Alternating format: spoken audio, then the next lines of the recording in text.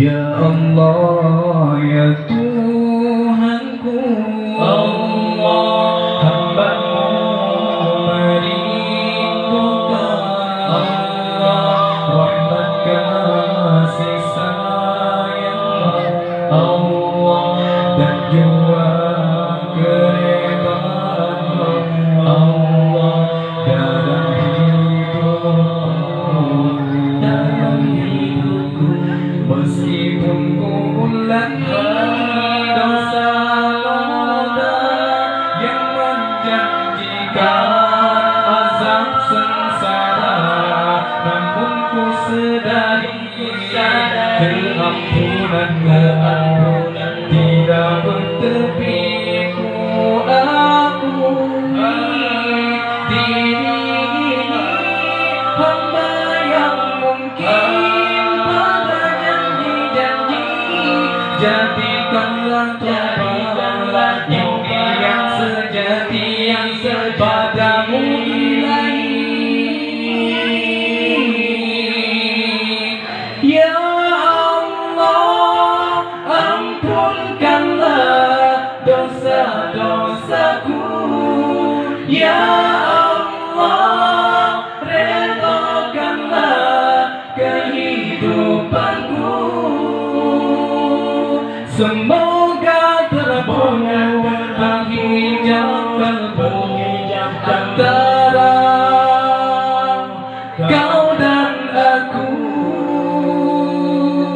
Tuhan, ku zalimi diri ini, andaikan Kau tak ampuni dan rahmati, alangkah ruginya diri. Tuhan, jangan Kau palingkan hati ini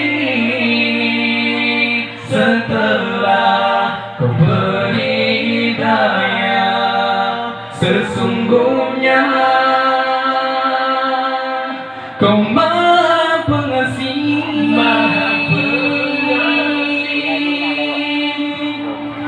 meskipun ku ulangi dosa-dosa yang menjanjikan azab sengsara, namun ku sedari keampunan-Mu tidak bertepi. Ku akui diri ini hamba yang mungkin jadikanlah ini yang sejati padamu Ilahi.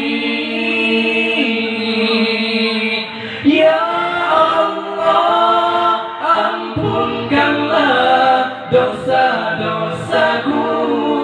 Ya Allah, redhakanlah kehidupanku. Semoga terbunuh penghijab antara kau dan aku.